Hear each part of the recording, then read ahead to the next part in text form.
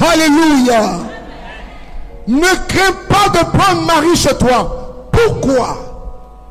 Joseph a dû dire à l'ange, pourquoi? Comment? Toi-même, mets-toi à ma place. Je n'ai pas peur, c'est pas grave.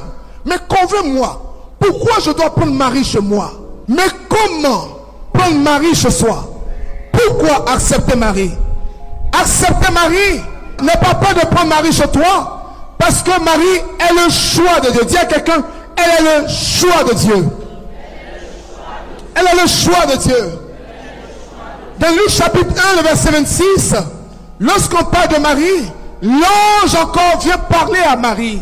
L'ange vient proposer à Marie le plan divin.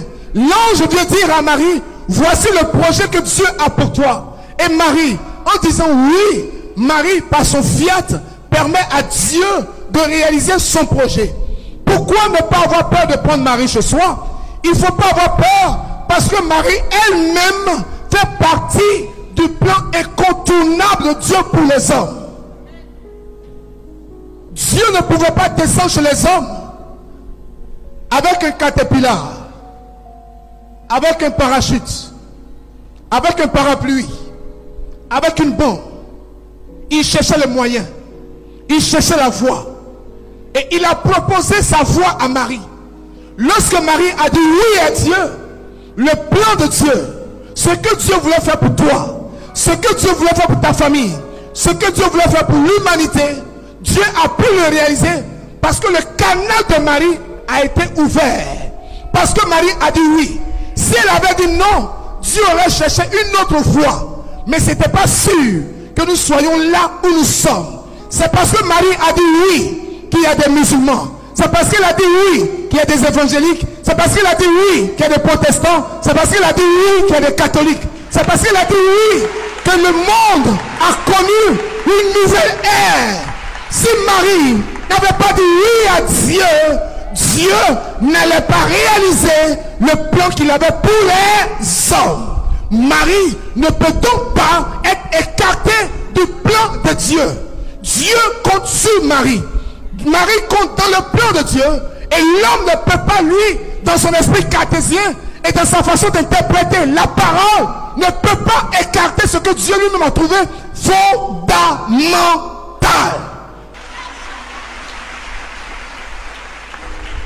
N'aie pas peur de prendre Marie chez toi. Dis à quelqu'un, n'aie pas peur de prendre Marie chez toi. Parce que son intercession est capitale. Son intercession peut sauver ta famille. Son intercession peut te trouver du travail. Son intercession peut agir en ta faveur. Elle était allée aux noces de Cana. Dans l'évangile de Jésus-Christ selon Saint Jean, en son chapitre 2, Marie était là, invitée aux noces, avec les apôtres, avec les disciples, avec des serviteurs. Marie regarde discrètement tout ce qui se fait. Elle regarde discrètement ce qui se fait. Elle n'est pas dans leur organisation, mais spirituellement, elle supplombe l'organisation. Elle regarde les faillites. Elle se lève. Elle dit aux gens, celui qui est là, il s'appelle Jésus. Vous le connaissez, c'est vrai. Mais maintenant, va commencer dans sa vie une mission prophétique. Quand il va se lever, ce qu'il va vous demander de faire, faites-le.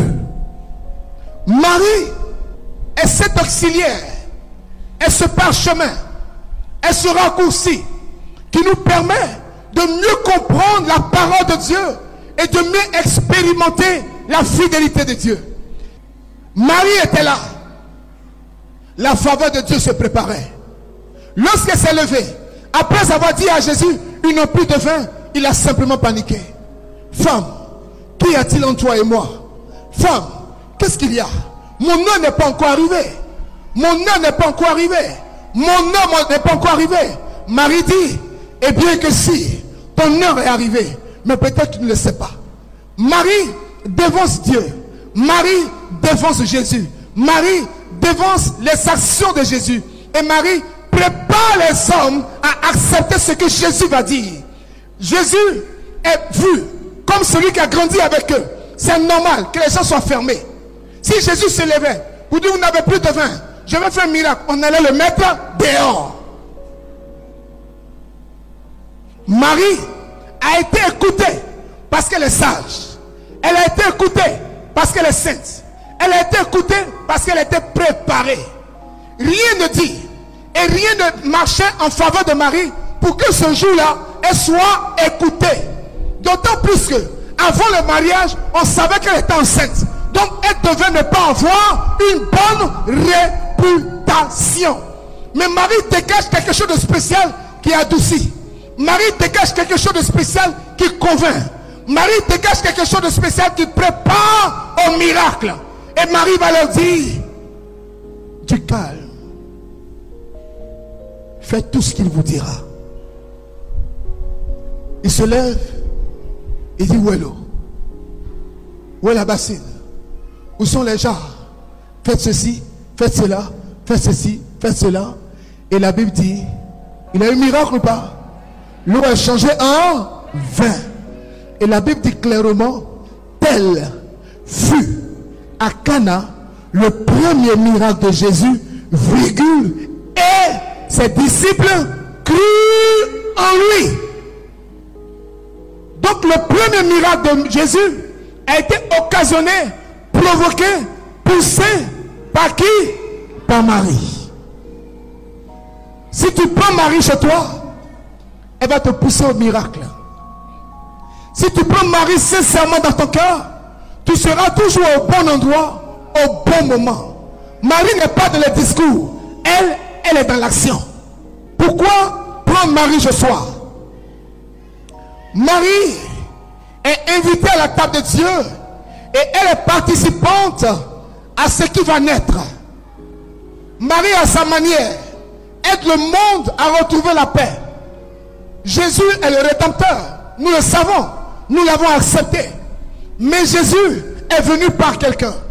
Jésus a été aidé dans sa tâche par quelqu'un. Marie, elle aussi, par sa disposition, par sa disponibilité, par ses prédispositions. Marie, par ses conseils.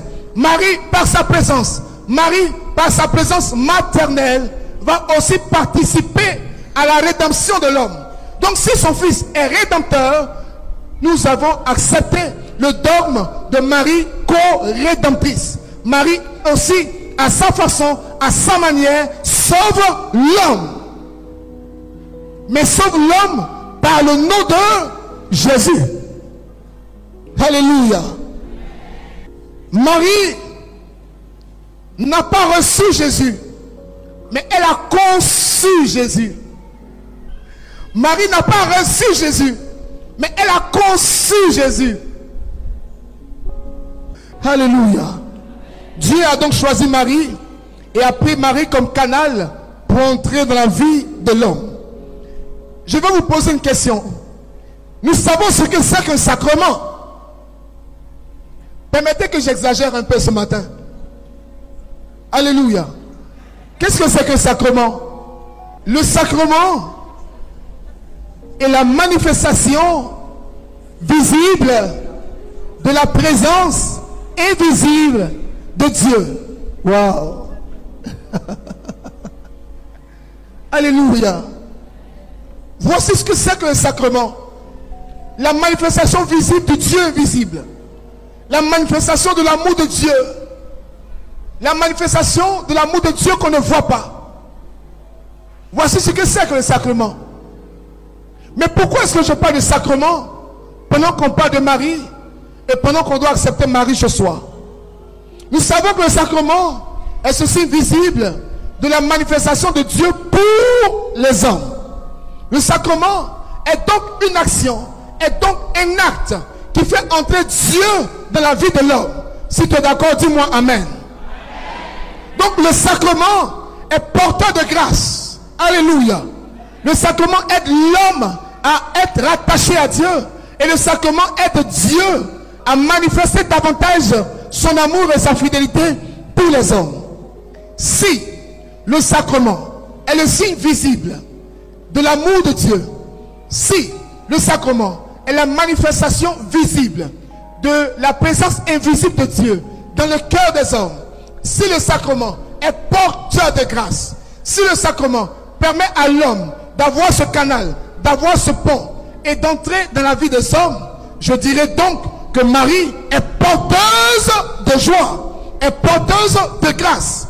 Si le sacrement est porteur de grâce, je dirais aussi que Marie est porteuse de grâce. En ce moment, on pourra dire que Marie est aussi le sacrement du Père. Dis à quelqu'un, Marie, sacrement du Père.